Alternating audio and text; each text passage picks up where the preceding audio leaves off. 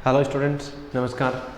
आज राजनीति विज्ञान कक्षा 12 का एक लेसन है जिसका नाम है गठबंधन की राजनीति। उसका हम अध्ययन करते हैं। गठबंधन क्या है, या उससे पहले हम थोड़ा सा डिस्कस कर लेते हैं। अपना जो सिलेबस है उसमें कुछ डिडक्शन किया गया, कटौती किया गया कोविड-19 के कारण। ठीक है, तो अब ये नया सिलेबस अपना आ गया। नया सिलेबस का मतलब है नई किताब आई है, ये नहीं है। नया सिलेबस का मतलब कुछ डिडक्शन कर दिया गया है कोविड-19 को। जो कोविड-19 के जो कारण है, कुछ सिलेबस है उसमें कटौती की गई है। तो क्योंकि हम सेकंड जो बुक है वो पढ़ रहे हैं, ठीक है, जो भारतीय संविधान है उसको हम पढ़ रहे हैं, ठीक है, तो उसमें कुछ कटौतियाँ की गई हैं। आपको पता है 4 इकाई है अपने पास, ठीक है, और ये अध्याय है। तो इकाई फर्स्ट, इकाई सेकंड, इकाई थर्ड एंड इकाई फोर्थ। तो क्या क्या कटौतियाँ की गई है मैं आपको बता देता हूँ। इसमें जो इकाई फर्स्ट है उसमें अपना सेकंड लेसन है मूल अधिकार नीति निर्देशक तत्व, अध्याय 2 मूल अधिकार नीति निर्देशक तत्व और मौलिक कर्तव्य वाला है ना, अध्याय नंबर 2। इसमें कटौती की गई है। अपनी इकाई नंबर 2 में लेसन नंबर 2 और 4, ठीक है, कार्यपालिका अध्याय नंबर 3 और 4, ये तो संघीय शासन वाला है, ठीक है, और ये कार्यपालिका वाला है, तो ये हटा दिया। समझ में आ गया। तो इकाई नंबर 2 में ये दोनों हटाया, इकाई नंबर 1 में ये लेसन हटाया, इकाई नंबर 3 में क्या हटाया है, इकाई नंबर 3 में हटाया लेसन नंबर 2 क्षेत्रवाद और भाषावाद, जिसका रिसेंटली हमने अध्ययन किया था। लेसन नंबर 2 क्षेत्रवाद एवं भाषावाद, राइट है। तो इकाई नंबर 3 में अध्याय नंबर 2 है क्षेत्रवाद और भाषावाद, उसको हटा दिया गया है। और इकाई नंबर 4 में भारत के पड़ोसी देश वाला जो लेसन है और क्षेत्रीय संगठन वाला। इकाई नंबर 4 में लेसन नंबर 3 और 4,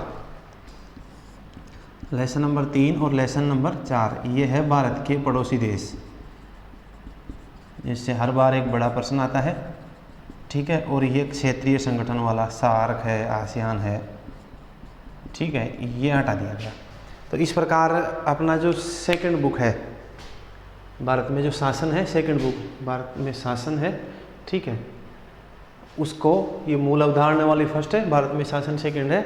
उसमें चारों इकाइयों में से 1, 2, 3, 4, 5 और 6 लेसन हटा दिए। टोटल लेसन कितने हो गए ये 6 लेसन हटा दिए गए हैं, ठीक है। 4 इकाई में से 6 लेसन हटा दिए गए हैं अपने पास। इसमें से इधर कितने हैं, 4 3 12 13 लेसन है, 13 में से 6 हटा दिए, 7 अपने पास बच रहे हैं। उधर है 17 हैं, 4 चौक 16, 17 में से 6 हटा दिए, 11 बच गए। इधर 16 में से भी 5-6 हटा दिए गए हैं, इसके बारे में हम बाद में डिस्कस करेंगे। इधर हटाए हैं 1 2 3 4 5 लेसन हटा दिए, इधर हटाए 1 2 3 4 5 6, ठीक है। जो मूल अवधारणा वाली जो बुक है, ठीक है, उसमें से 5 लेसन हटाए और इसमें 6 लेसन हटाए। भारत में जो शासन वाली जो बुक है उसमें से 6 लेसन हटा दिए गए, ठीक है। तो अब हम नए सिरे से तो नहीं कह सकता, क्योंकि हमने क्या क्या पढ़ लिया, ये पढ़ लिया है, ये पढ़ लिया है, संघीय शासन पढ़ लिया है, क्षेत्रवाद और भाषावाद पढ़ लिया है। लेकिन ये बहुत काम की चीज़ें हैं नियर बाई फ्यूचर आपको, क्योंकि ये अभी हटाया है, परमानेंट सिलेबस राजनीति विज्ञान के सिलेबस से नहीं हटाया, ये अभी हटाया गया है। तो फिर भी हम प्लस में हैं, फिर भी हम कुछ आगे हैं कि हमने इनका बेसिक अध्ययन कर लिया है, राइट है।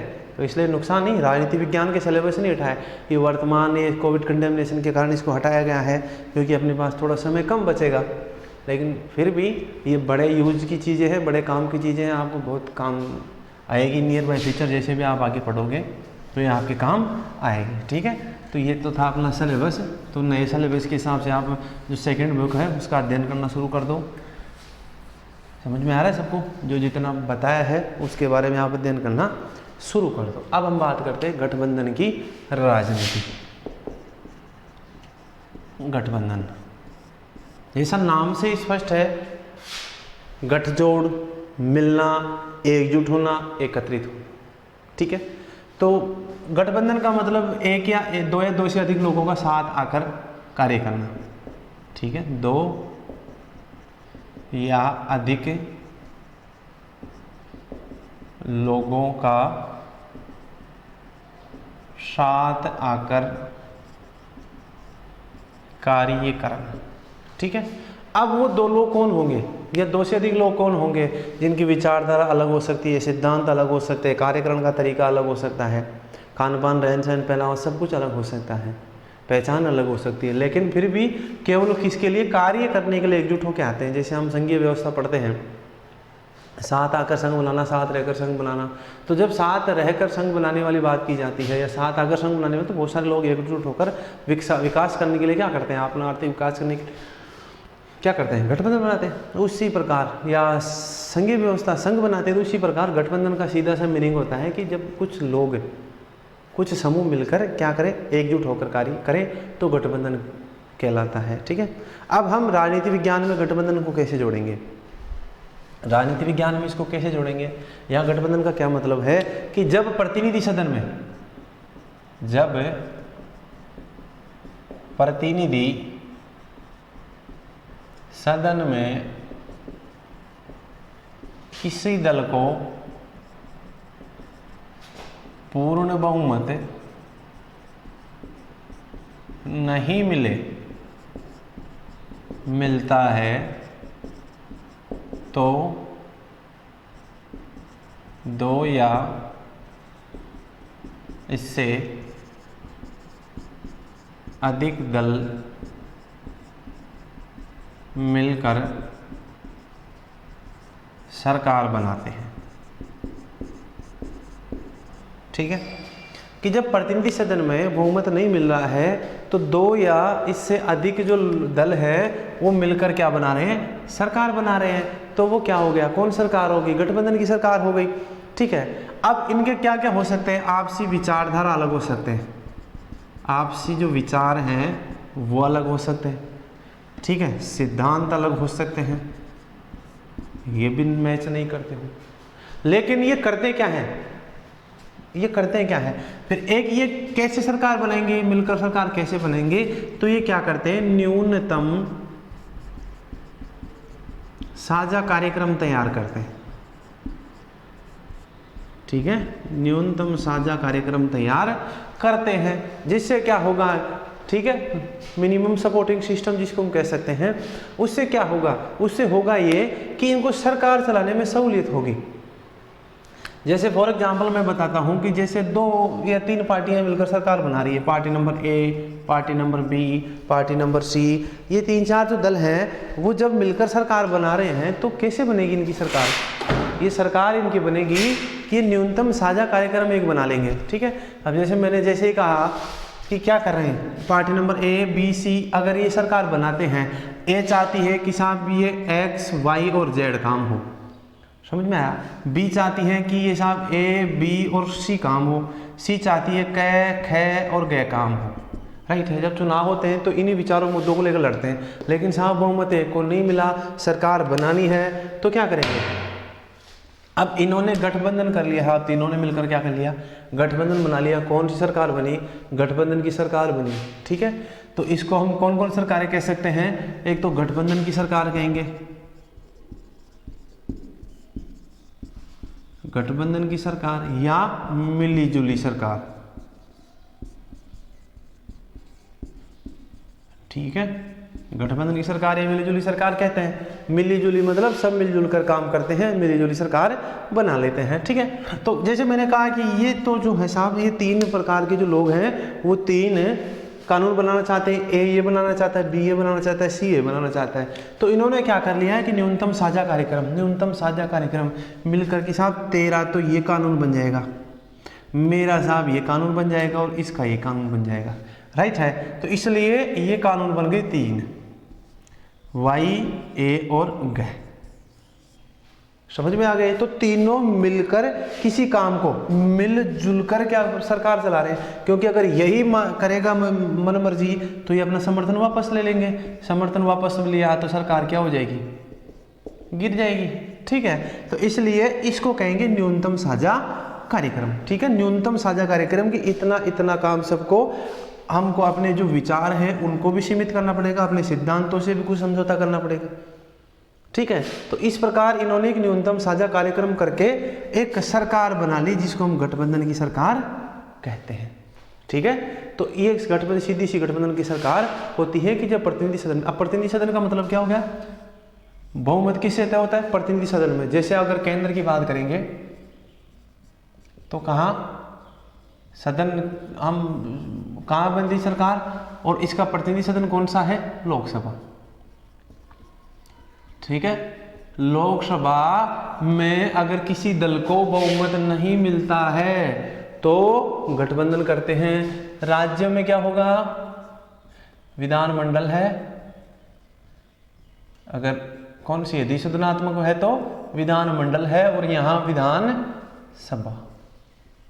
अगर विधानसभा में बहुमत नहीं है तो राज्य में बनेगी, और लोकसभा में बहुमत नहीं है तो केंद्र में बनेगी। ठीक है, तो जब प्रतिनिधि सदन में किसी दल को पूर्ण बहुमत नहीं मिलता है तो क्या करते हैं, दो या अधिक दल सरकार मिलकर सरकार बना लेते हैं, जिसे कौन सी सरकार, गठबंधन की सरकार या मिलीजुली सरकार कहते हैं।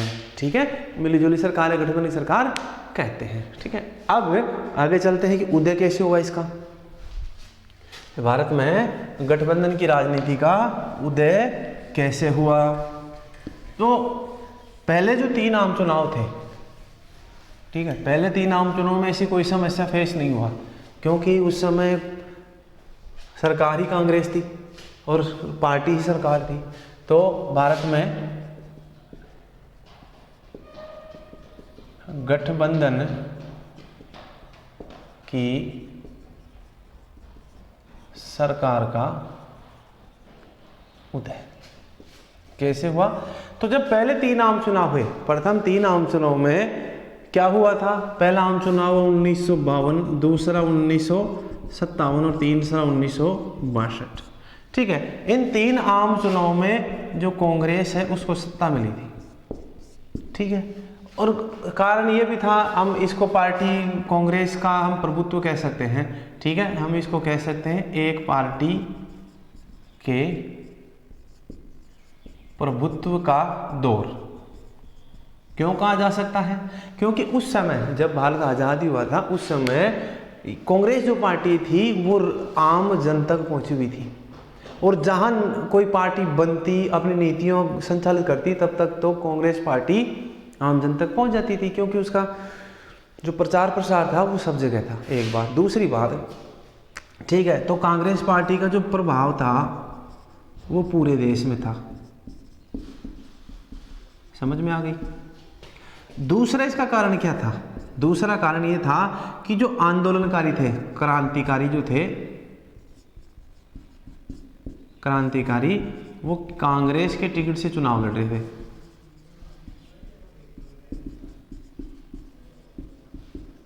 ठीक है, तो जो क्रांतिकारी थे, जो बड़े नेता थे, वो कांग्रेस के टिकट से क्या कर रहे थे, चुनाव लड़ रहे थे। तीसरा, एक ही उसके समय दल ही यही था, एक, समझ में आ गया, ये एक ही दल था। तो जितना भी आंदोलन हुआ, जितना भी राष्ट्रीय आंदोलन हुआ, आंदोलन कांग्रेस के नाम से हुआ।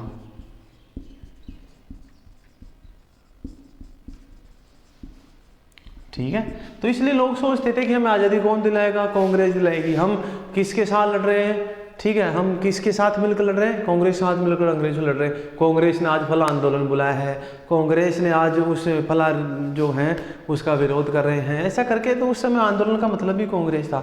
तो इस कारण पूरे देश में प्रभाव था, सारे जो बड़े नेता थे वो कांग्रेस टिकट लड़ रहे थे, आम जनता उसको जानती थी। तो यही कारण थे कि पहले 3 आम चुनाव में कांग्रेस को पूर्ण बहुमत मिला। तो यहाँ तो गठबंधन की सरकार को शुरू होने का कोई मतलब ही नहीं था। ठीक है, हुआ मामला 1967 में, जब फरवरी 1967 में आम चुनाव हुए। ठीक है, ये जो आम चुनाव थे उसमें सब बड़ी समस्या, इसको ध्यान से समझना, बड़ी समस्या यहाँ आई कि यहाँ आधे लगभग 1/3 जो राज्य थे, ठीक है, आधे राज्यों में कांग्रेस की सरकार नहीं थी, ठीक है, प्लस केंद्र में भी मुश्किल से बहुमत मिला था। समझ में आई? आधे राज्यों में कांग्रेस सरकार नहीं थी, कांग्रेस पार्टी को बहुमत नहीं मिला था, कांग्रेस को बहुमत नहीं, ऐसा लिख लेते हैं, को बहुमत नहीं। अब साहब बहुमत नहीं मिला तो सीधी सी बात है, परिभाषा क्या पड़ी, 2 से ज़्यादा राज्यों से मिलेंगे, ठीक है। तो फिर इसको गठबंधन का सहारा लेना पड़ा, जो क्षेत्रीय जो पार्टियां थी उनसे साथ लेकर सरकार बनानी पड़ी। सवाल यह उठता है कि 1967 में अचानक ऐसा क्या हुआ कि केंद्र में मुश्किल से वो मतलब यहाँ पर क्या था, दौड़ था कि देश ही पार्टी है, लोकतंत्र ही कांग्रेस है, सब कुछ कांग्रेस है। तो यहाँ ऐसा क्या हुआ, यहाँ ऐसा हुआ था कि पहली बार जो चुनाव थे, चुनाव पंडित नेहरू के बगैर हो रहे थे। समझ में आई? पंडित नेहरू के बगैर चुनाव हो रहे थे पहली बार, क्योंकि इस समय भी नेहरू थे, इस समय भी नेहरू थे, इस समय भी नेहरू थे। समझ में आई? 27 मई 1964 को नेहरू जी की मृत्यु हो गई। समझ में आया? इसको और थोड़ा डिटेल से पढ़ेंगे हम। 27 मई 1964 को हुई, तो 64 के बाद 66 तक कौन बने? शास्त्री जी, ठीक है।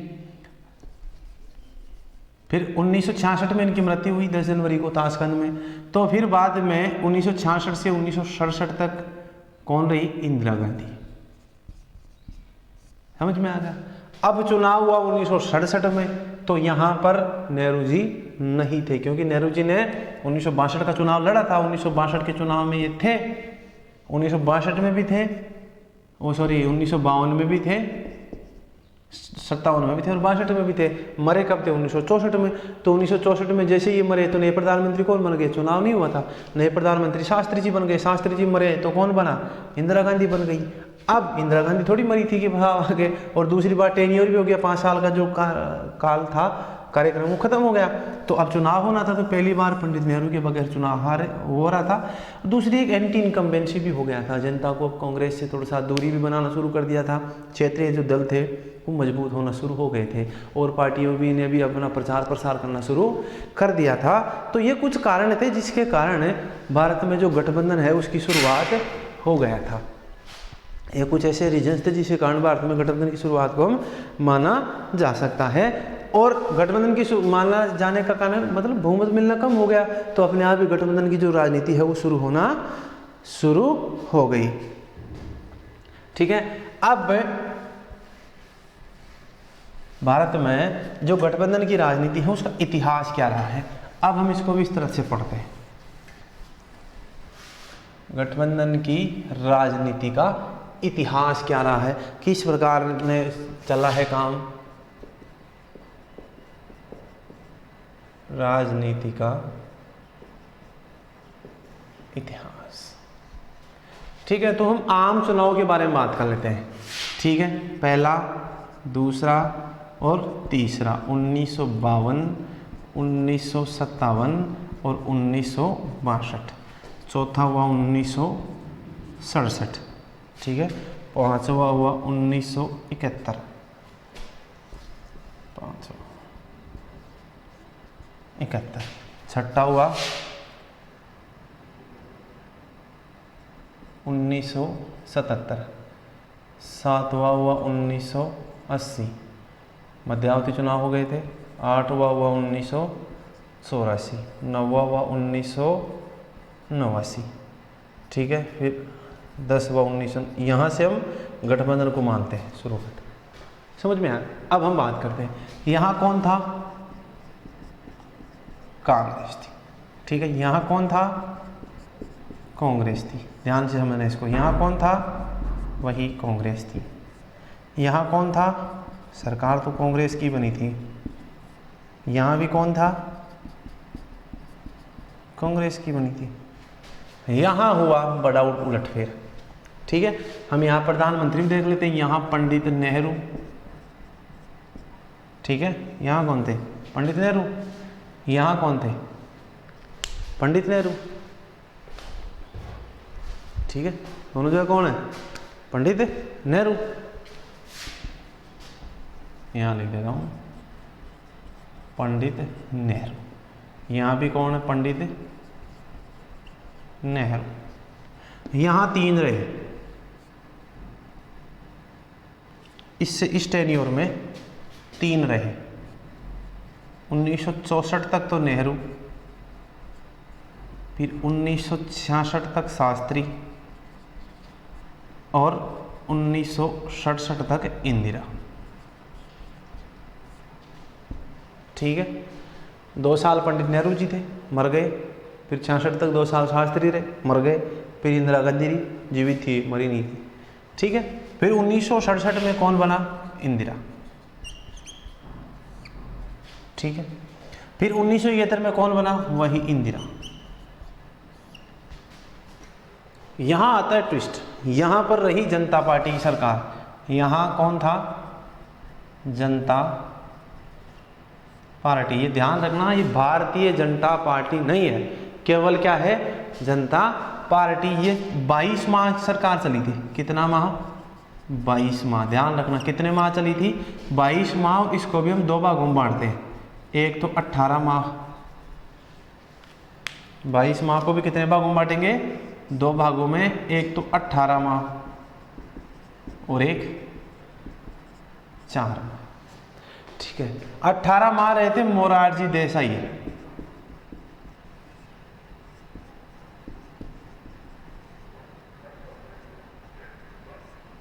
मोरारजी देसाई। ठीक है, 4 माह रहे चौधरी चरण सिंह, जिसको कांग्रेस ने समर्थन दिया था बाहर से। ठीक है, तो 18 और 4 कितना हो गया? 22 हो गया। जनता पार्टी की सरकार है। थोड़ा सा और डिस्कस करते हैं। जनता पार्टी, जनता पार्टी वो था 1971 के बाद 25 जून, ध्यान रखना, 25 जून 1975 को भारतीय लोकतंत्र में काले अध्याय के तौर पर लिखा जाता है। इसको भारतीय लोकतांत्रिक व्यवस्था में इसको काले अध्याय के तौर पर लिखा जाता है, क्योंकि यहाँ क्या लगा था? आपातकाल। ठीक है, इंदिरा गांधी ने 25 जून 1975 को राष्ट्रपति फखरुद्दीन अली अहमद की सिफारिश से आपातकाल लगाया था। ठीक है, अब आपातकाल जो लगा तो उस समय बहुत सारी जातियां हुई, निवारक नजरबंदी हुई। ठीक है, जो विपक्षी दल थे उन सारे जो लोग थे उनको गिरफ्तार करके जेल में डाल दिया गया, लोगों के मौलिक अधिकार सीमित कर दिए गए। तो बहुत सारी ऐसी समस्याओं का सामना करना पड़ा। तो इस कारण एक जितने भी सारे विपक्षी दल थे, अब यहाँ क्या था? इंदिरा गांधी ने एक नारा दिया था, गरीबी हटाओ। खैर वो अलग बात है कि आज भी वही नारा है। यहां पर एक नारा दिया था, गरीबी हटाओ। और यहां पर जनता पार्टी ने एक सरकार नारा दिया था, लोकतंत्र बचाओ। क्योंकि आपातकाल लोकतांत्रिक शासन व्यवस्थाओं के, लोकतांत्रिक सिद्धांतों के बिल्कुल खिलाफ है।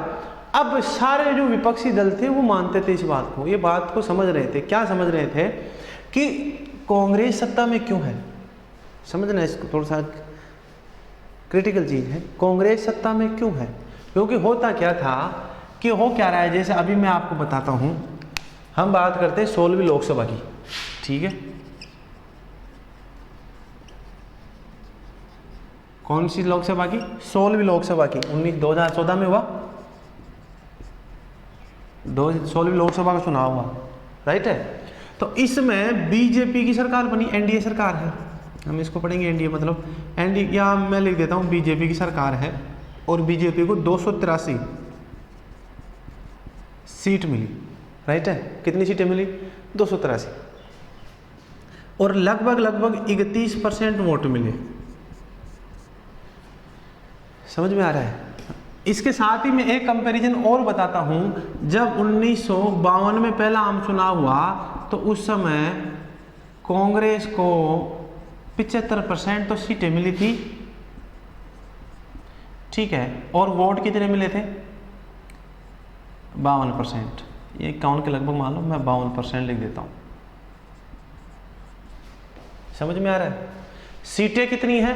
75%, वोट कितने हैं? 52%, लगभग 75% सीट और वोट 52%। यहाँ देखो 283 सीट है, और 283 का मतलब क्या हुआ? लगभग मैं मानता हूँ 60% सीटें हो गई। एक वोट कितने?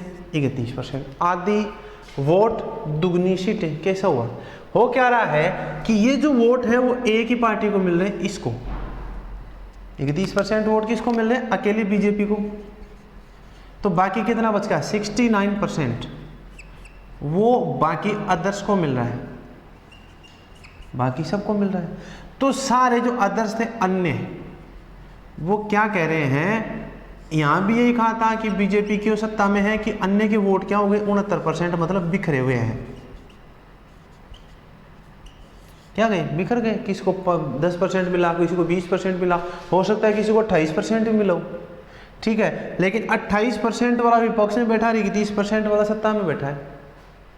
समझ में आ रहा है? यहाँ देखो 52% वोट है, 75% सीट है। तो ये 52% वोट तो एक कांग्रेस को मिला है, तो बाकी 48% वोट हैं वो किसको मिल रहे हैं? बहुत सारों को मिल रहे हैं। यहाँ भी यही हुआ कि जो 69% वोट हैं, इसमें कांग्रेस भी है, इसमें समाजवादी पार्टी भी है, इसमें बहुजन समाज पार्टी भी है, इसमें टीएमसी भी है, इसमें डीएमके भी है, इसमें आप भी है, ठीक है, सारे, आम आदमी पार्टी भी है। तो ये सारे हैं। तो ये सारों ने क्या कहा कि साहब मोदी क्यों सत्ता में है? क्योंकि हम बिखरे हुए, एकजुट हो जाओ, तो महागठबंधन बनाया था, ठीक है। तो यहाँ भी ऐसा ही हुआ। यहाँ भी सारे जो विपक्षी दल थे उन्होंने क्या सोचा कि कांग्रेस सत्ता में क्यों है? क्योंकि हमारे वोट क्या हैं? बिखरे पड़े हैं। तो सारे जितने विपक्षी पार्टियां थी उन्होंने मिलकर एक गठबंधन या पार्टी बना ली जिसका नाम था जनता पार्टी। तो दो कारण हो गए, एक तो क्या लगा? आपातकाल लगा, तो जनता कांग्रेस के क्या हो गई? खिलाफ हो गई। एक बात, जनता पार्टी सरकार बनने का पहला कारण तो क्या हो गई? जनता खिलाफ। और दूसरा क्या था? जो विपक्षी सारे वोट थे एकजुट हो गए। कहने का मतलब ये जो 48% वोट, मैं उदाहरण दे रहा हूं, ये 48% वोट एक जगह आ गए। सीधी सी बात है, सारे वोट जब दो ही जगह पड़ेंगे तो कांग्रेस हो गया और अन्य हो गए, ये जिसको जनता पार्टी, ठीक है। मैं यहाँ लिख देता हूँ, एक तो कांग्रेस हो गया और एक जनता पार्टी हो गया, ठीक है। मान लो इसके पास 50% थे और इनके पास ये 50% थे, तो ये 50% पहले अलग अलग थे, तो ये क्या हो गए? सारे एक जगह हो गए, एकजुट हो गए, तो 50% तो एक हो गए। दूसरा, ये कांग्रेस के थे, वो जनता क्या हो गई? खिलाफ हो गई, तो कांग्रेस को थोड़े कम मिले, तो ये कहाँ गए? यहाँ आए। तो मान लो अगर 15% भी आ गए तो 65% हो गया वो वोट शेयर। और वोट शेयर हमारे जो वोटर सिस्टम है, हमारी जो वोटिंग सिस्टम है, first past the post system, उसमें वोट शेयर और सीट के शेयर में बहुत अंतर होता है, ठीक है। वोट शेयर इक्वल हो सकता है लेकिन वो सीटों में अंतर बहुत ज़्यादा हो सकता है। तो 1-2% का वोट शेयर भी बहुत अंतर कर देता है सीटों का। तो ये तो 15% का है, तो ये सारे वोट एक जगह हो गए, जनता पार्टी की सरकार बनी। लेकिन मैंने क्या कहा? यहाँ क्या हुआ? सारी विपक्ष से वोट एक जगह हुए, मतलब सारी विपक्षी पार्टियाँ क्या हुई? एक जगह आ गई। जैसा भी महागठबंधन बनाया था मोदी के खिलाफ, जो भी जैसा भी था उन्होंने किया, तो उनमें क्या था? एकजुटता का भाव था, नेतृत्व का भाव था कि कौन बने भाई प्रधानमंत्री, कौन बनेगा। क्योंकि इतना भी न्यूनतम साझा कार्यक्रम नहीं बनाया जा सकता है साहब, सिद्धांतों का बनाया जा सकता है, नीतियों का बनाया जा सकता है, नेतृत्व का नहीं बनाया जा सकता। और आजकल तो गठबंधन ही नेतृत्व के लिए होता है, समझ में आ रहा है? गठबंधन ही नेतृत्व के लिए होता है। नेतृत्व जो चाहता है वही गठबंधन होता है, ना सिद्धांत काम आते हैं ना विचारधारा काम आती है।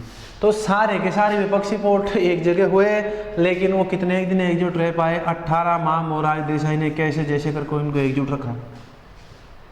लेकिन नहीं चला काम, तो अपना अपना समर्थन वापस ले लिया, सरकार गिर गई।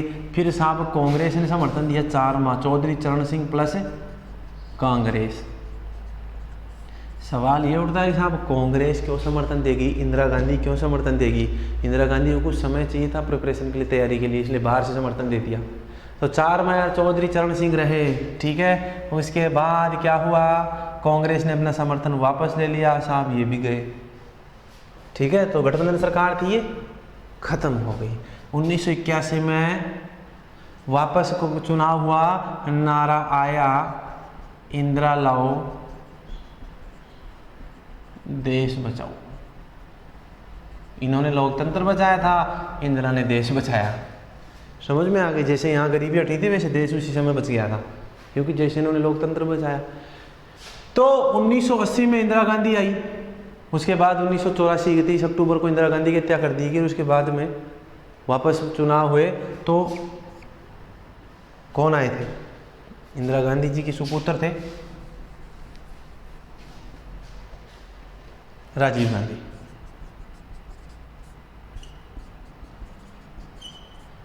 यहां तक है, यहां भी पूर्ण बहुमत मिला था, क्योंकि सिंपैथी वोट मिल गए थे इंदिरा गांधी के, तो यहां तक पूर्ण बहुमत था।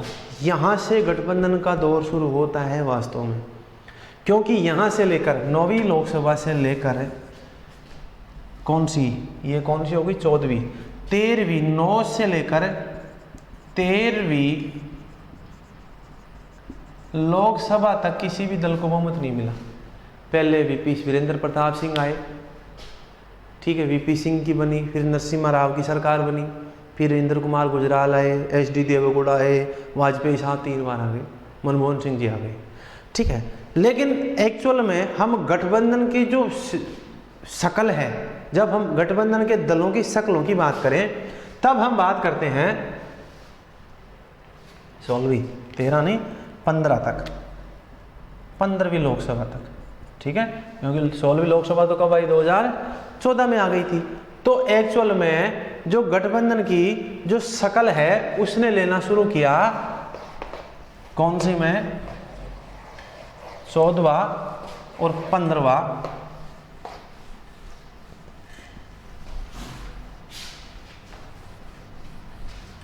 जो सरकारें आई उसमें। तो भारत में 2 प्रकार के गठबंधन बने, एक एनडीए और एक यूपी, ठीक है। ये आज भी गठबंधन आपको पता है तो विद्यमान है। एनडीए का मतलब होता है नेशनल डेमोक्रेटिक अलायंस, ठीक है, यहां लिख देता हूं, नेशनल डेमोक्रेटिक अलायंस का मतलब हो गया राष्ट्रीय जनतांत्रिक गठबंधन, ठीक है। नेशनल राष्ट्रीय डेमोक्रेटिक जनतांत्रिक अलायंस का मतलब गठबंधन, ठीक है। दूसरा है यूपीए, यूनाइटेड प्रोग्रेसिव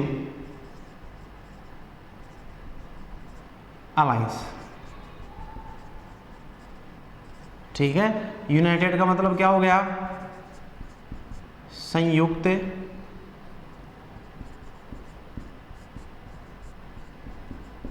प्रगतिशील गठबंधन, ठीक है। शॉर्ट नेम इसको कहते हैं राजग, ठीक है। हिंदी में क्या कहते हैं, राजग, अंग्रेजी में शॉर्ट नेम है एनडीए, वैसे नेशनल डेमोक्रेटिक अलायंस या राष्ट्रीय जनतांत्रिक गठबंधन। इसको शॉर्ट नेम में क्या, शॉर्ट में क्या कहते हैं, सप्र, संयुक्त प्रगतिशील गठबंधन। अब इन दलों में एक दल की प्रधानता है, एक दल है मुखिया, ठीक है। एनडीए का मुखिया है भाजपा, भारतीय जनता पार्टी, और इसमें कौन है, कांग्रेस, ठीक है।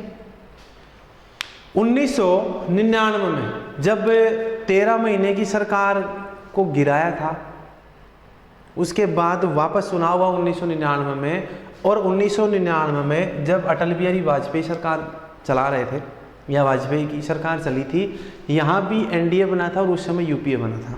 ठीक है, उस समय भी इस एनडीए में 20 दल थे। 1999 20 दलों की सरकार थी।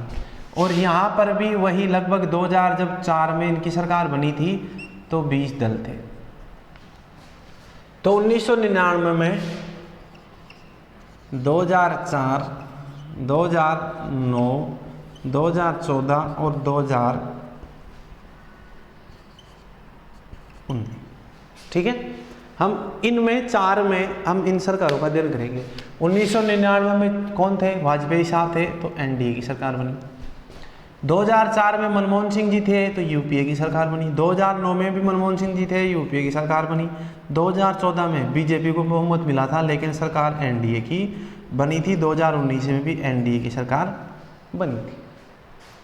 तो इस प्रकार अब इसमें कौन कौन है? अन्य जो दल हैं, जैसे अकाली दल है, शिवसेना है, आजकल तो पता है आपको हट गई है, ठीक है, अकाली दल है, शिवसेना है, तेलुगु देशम है, उसके अलावा एनसीपी है। तो ये और कुछ और जो अपना जैसे लोजपा है, ठीक है, आरजेडी है। तो ये जो दल हैं वो अपना विकल्प देखते हैं, ठीक है, अपने किस प्रकार की सरकार है, किस में ज़्यादा फायदा है, ठीक है, पद और प्रतिष्ठा के लालच में ये इधर उधर जाते रहते हैं। ये दल बदल वाला जो मामला है वो आपको पता चलता रहता है। जब हम इसकी विशेषताएं पढ़ेंगे तो इसमें प्रमुख विशेषताओं में से एक है। इधर है कांग्रेस और उसके जो सहयोगी दल है, उसमें झारखंड झामुमो मुक्ति मोर्चा है, ठीक है, राष्ट्रीय जनता दल है, उसके अलावा एनसीपी है, उसके अलावा डीएमके है, डीएमके वो आते रहते हैं, या उसके अलावा अपना लालू प्रसाद की जेडीयू आरजेडी है, जेडीयू इसमें है, आरजेडी इसमें है। तो ये जो भारत में जो गठबंधन की जो धाराएं हैं, हम आगे और इसमें अध्ययन करेंगे। गठबंधन की 2 धाराएं वर्तमान में विद्यमान है। एक बोलते हैं तीसरा मोर्चा, जो इनमें नहीं है, ठीक है। तीसरी धारा कौन सी हो गई? अपना टॉपिक आगे, तीसरा मोर्चा जो इन दोनों में नहीं है, या तो कुछ इसमें है या कुछ इसमें है। और कुछ और भी दल बच रहे हैं जो तीसरा मोर्चा बनाते हैं, जिसको हम लेफ्ट फ्रंट के नाम से जानते हैं, ठीक है। तो ये इस प्रकार भारत में जो गठबंधन की राजनीति है उसका इतिहास ये कुछ रहा है। हमेशा इस तरह सरकारों का निर्माण किया है, लेकिन 2014 और 2019 में एक स्तर सरकार का निर्माण हुआ, क्योंकि यहाँ बीजेपी को पूर्ण बहुमत मिला। लेकिन क्योंकि चुनाव से पहले का गठबंधन था, अब सवाल ये उठता है कि ये गठबंधन सरकार बनाने के लिए नहीं होता है, विपक्ष में भी गठबंधन होता है। आपको पता है 2014 में विपक्ष में का दर्जा किसी दल को प्राप्त नहीं हुआ था, क्योंकि कुल सीटों का 10% होना जरूरी है। विपक्षी दल कौन होगा? विपक्षी दल वो होता है जो सरकार के बाद दूसरा बड़ा, या सत्ता पक्ष जिसकी सरकार होती है, या दूसरा बड़ा दल होता है, वो विपक्षी दल होता है जो सरकार की नीतियों का आलोचना करता है और शासन की नीतियों को संतुलित करवाने का काम करता है। लेकिन यहाँ समस्या क्या थी कि जब 2014 का चुनाव हुआ तो उसमें कांग्रेस के पास विपक्षी दल का दर्जा भी प्राप्त नहीं था। क्यों नहीं था? क्योंकि 10% सीटें चाहिए, 543 का 10% सीटें, और कांग्रेस को उस समय मिली थी 44 सीटें। तो इसलिए विपक्ष के लिए भी गठबंधन करना पड़ा था, और होता भी है। अगर विपक्षी दल का दर्जा प्राप्त होता, बहुत सारे दल मिलकर एक साथ सरकार की नीतियों की आलोचना करते हैं, तो लोकतंत्र के लिए अच्छी बात है, एक साफ सुथरी अच्छी परिपाटी होती है। तो इस प्रकार भारत में कुल स्थितियां जो गठबंधन की है वो ऐसी स्थिति है, ये इस प्रकार का इतिहास रहा है। अब हम इसकी विशेषताएं पढ़ लेते हैं कि भारत में जो गठबंधन की राजनीति है उसकी जो प्रमुख विशेषताएं हैं वो क्या क्या रही है। तो यहाँ दी है, ध्यान रखना, पहला टॉपिक यही आएगा, यही क्या कि जो गठबंधन रहा उसमें एक दल की प्रधानता रही, एक दल ही प्रमुख रहा है। अब वो चाहे बीजेपी हो, चाहे कांग्रेस हो, या फिर जब लेफ्ट फ्रंट में बात करते हैं तो उसमें जो सबसे बड़ी पार्टी है वही उसमें मुखिया होती है, और नीति निर्धारण में या नेतृत्व के निर्धारण में, मतलब नेतृत्व उसी का द्वारा दिया जाता है। साधारणतः प्रधानमंत्री या जो मुख्यमंत्री है या फिर जो भी नेता है, प्रमुख जो कार्यकारी नेता है, वो उसी के द्वारा बनाए जाते हैं। तो क्या है, भारतीय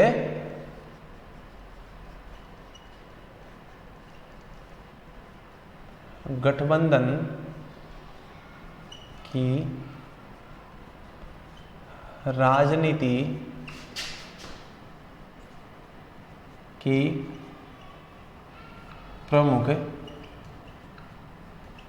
विशेषताएं।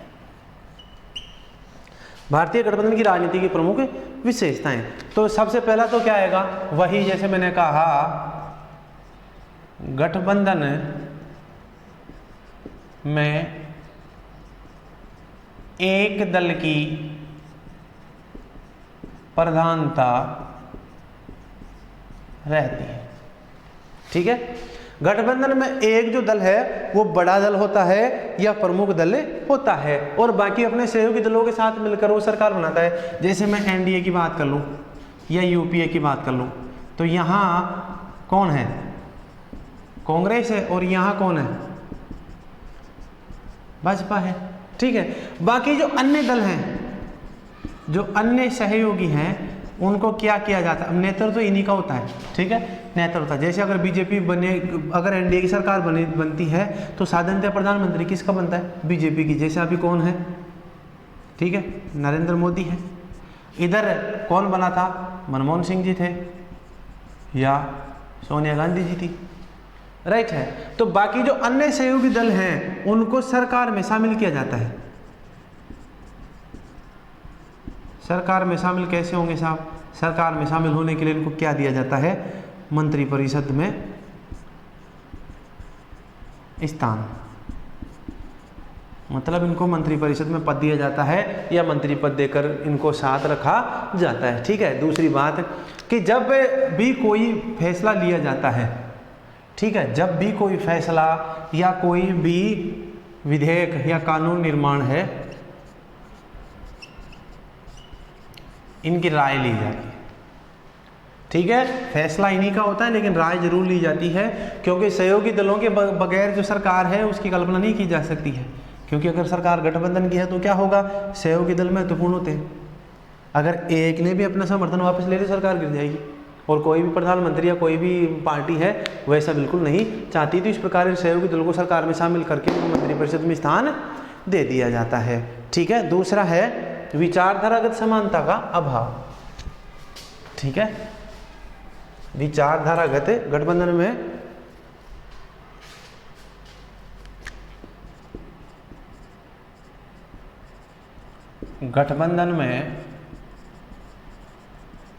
विचारधारागत समानता का अभाव। ठीक है, विचारधाराओं में बहुत सारी असमानताएं होती है, लेकिन फिर भी क्यों शामिल होते हैं, क्या बनाते हैं, न्यूनतम, जैसे हमने परिभाषा पढ़ा था, न्यूनतम साझा कार्यक्रम। ठीक है, इसका मैं कभी एग्जाम्पल देता हूं।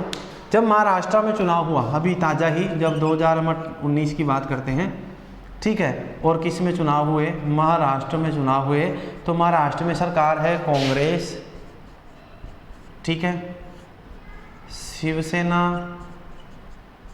और एनसीपी,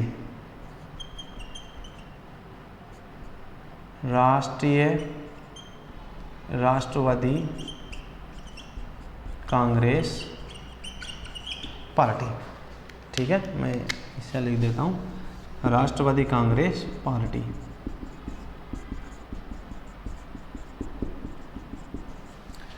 एक दौर था शिवसेना और कांग्रेस, जब शिवसेना किसके साथ थी, बीजेपी के साथ थी, तो शिवसेना और कांग्रेस में कभी समानता नहीं थी। इसका एजेंडा हिंदुत्व है। ठीक है, इसका शिवसेना का एजेंडा ही हिंदुत्व है, और दोनों में कभी भी विचारधारा का समानता नहीं रही, कभी भी समानता नहीं रही, हमेशा विरोधी रहे। दूसरी बात, जब महागठबंधन बनाया गया तो उसमें दो दल थे, एक था समाजवादी पार्टी, ठीक है, और दूसरी बहुजन समाजवादी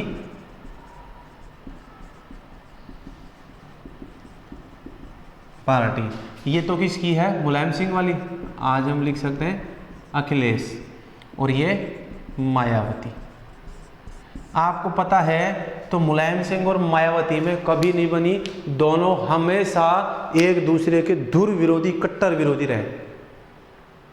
इतने कट्टर विरोधी कि दोनों के बीच में, वो आपको खैर नहीं पता, आप जैसे फर्दर स्टडी जाओगे तो कुछ गेस्ट हाउस कांड हुआ था जिसमें इन दोनों के बीच में बहुत बड़ी कंट्रोवर्सी हो गया था। ठीक है, लेकिन फिर भी इन्होंने सत्ता प्राप्त करने के लिए महागठबंधन बनाया। और एक अभी नारा हुआ था बुआ और बबुआ, बुआ और बबुआ एक नारा प्रसिद्ध हुआ था, दोनों एक साथ आए। तो इस प्रकार जब गठबंधन या सरकार बनाने के लिए, कहने का मतलब सरकार बनाने के जो लालच है वो विचारधाराओं को भी क्या कर देता है, अलग रख देता है।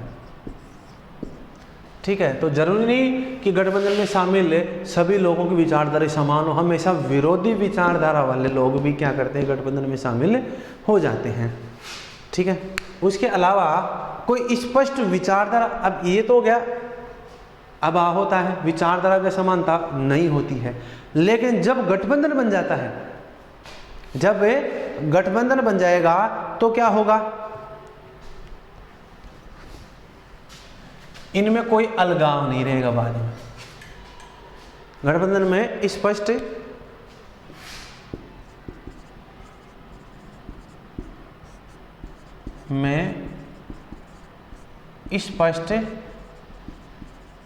विचारधारागत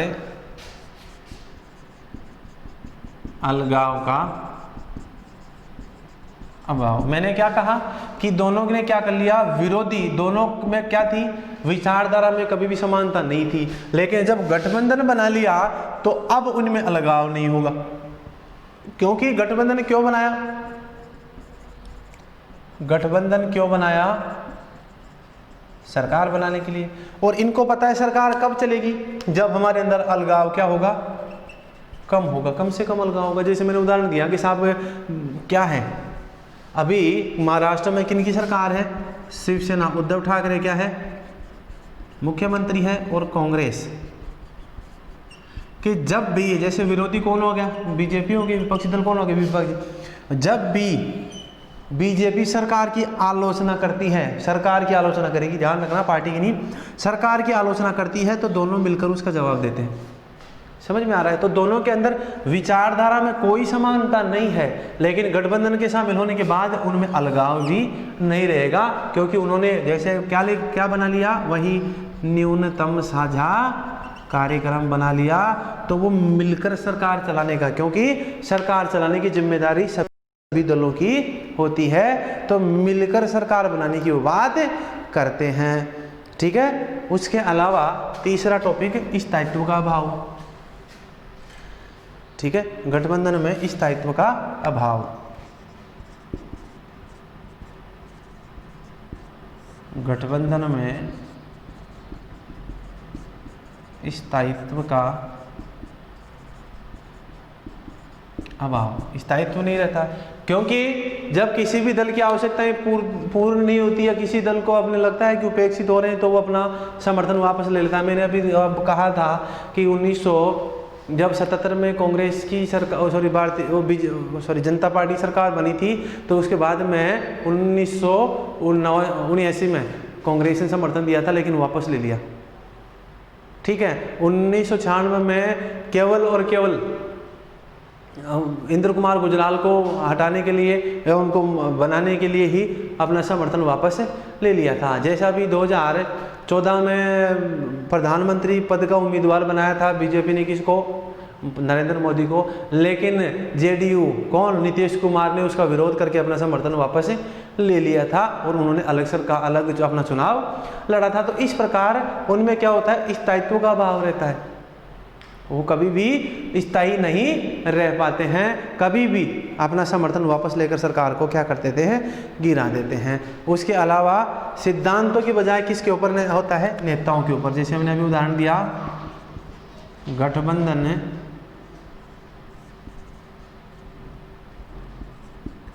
का निर्माण सिद्धांतों की बजाय नेताओं के आधार पर होता है। ठीक है, गठबंधन का निर्माण सिद्धांतों के आधार पर नहीं होता है, किसके आधार पर, नेताओं के आधार पर होता है। ठीक है, जैसे 1997 में एच.डी. देवेगौड़ा जो था उसको हटाया था।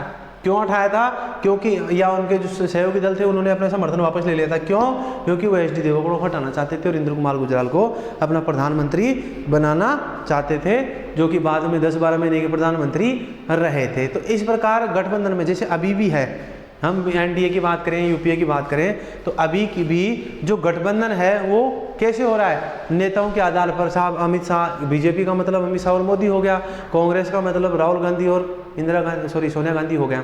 तो वो जो चाहते हैं उसी प्रकार गठबंधन होता है, नीतियों का यहाँ पर कोई मौल्य या कोई औचित्य नहीं रहता है। नंबर 6, दल बदल की प्रवृत्ति।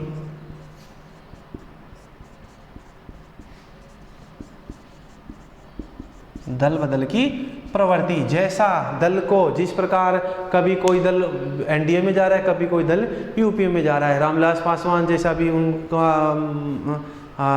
देहांत हो गया, उनकी पार्टी है लोक जनशक्ति पार्टी, वो एनडीए में भी रही है, यूपीए में भी रही है। हम लालू प्रसाद की बात करें, या हम नीतीश कुमार की बात करें, या हम मायावती की बात करें, या हम जयललिता की बात करें, ये ऐसी पार्टियां हैं जिन्होंने अपने फायदे के लिए दोनों प्रकार के दलों का इस्तेमाल या दोनों गठबंधनों में शामिल होने का काम किया है। तो इस प्रकार दल बदल हमेशा चलता रहता है। जैसे अभी बहुत सारे कांग्रेस के नेता बीजेपी में जा रहे हैं, क्यों जा रहे हैं? क्योंकि बीजेपी में उनको अपना भविष्य दिखता है। एक समय था कि विपक्षी सारे जो पार्टियां थी वो एकजुट होकर काम कर रहे थे, लेकिन फिर धीरे धीरे सारे कांग्रेस में जाने लग गए। तो इस प्रकार उनमें क्या होता है, दल बदल की प्रवृत्ति हमेशा चलती रहती है। लास्ट है दबाव की राजनीति। ठीक है, समझते इसको। दबाव की राजनीति का सीधा सा मीनिंग ये हो गया कि जैसे मैं एग्जांपल देता हूं बिहार का। ठीक है, बिहार में किसकी सरकार है? JDU, Janata Dal United, JDU. समझ में आ गया? नीतीश कुमार।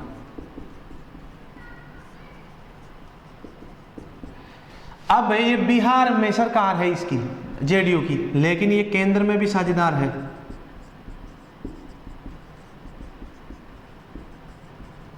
समझ में आ गया?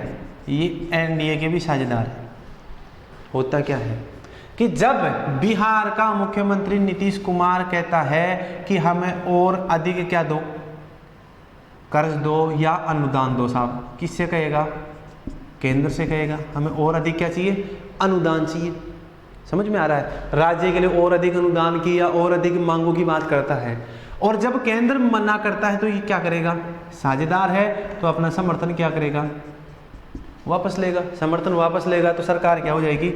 गिर जाएगी। सरकार गिरेगी, ये कोई भी सरकार नहीं चाहती है। तो इस कारण जब गठबंधन की सरकार बनती है तो प्रधानमंत्री का काम दलों को क्या करता है? एकजुट करने का, समझाने का, तालमेल बिठाने का, समन्वय करने का ये बना रहता है। तो कभी भी अस्थायी जो राजनीति है स्थायी विकास नहीं कर सकती है। राजनीति का स्थायित्व ही स्थायी विकास का निर्माण कर सकता है। इसलिए हमेशा ये दबाव की राजनीति अपनाते रहते हैं और अपने व्यक्तिगत या निहित स्वार्थ या निहित उद्देश्यों की पूर्ति के लिए हमेशा केंद्र पर दबाव डालते रहते हैं। प्रधानमंत्री फ्री मन से या खुले दिमाग से विकास के काम नहीं कर सकता। और यही कारण है कि विदेशों में भी जो हमारी जो छवि है वो हमेशा कमज़ोर या धूमिल पड़ती है। तो इस प्रकार जो गठबंधन की राजनीति के अपने बेसिक जो परिचय है और उसकी जो विशेषताएं उसका अध्ययन किया। अब इसका नेक्स्ट टॉपिक में, नेक्स्ट वीडियो लेक्चर में इसके हम लाभ हैं या इसकी हानियाँ हैं या भारतीय मोर गठबंधन में कौन कौन सी जो धाराएँ चल रही हैं हम उसका अध्ययन करते हैं। आज तक के लिए नमस्कार। जय हिंद, जय भारत, जय वेदांत।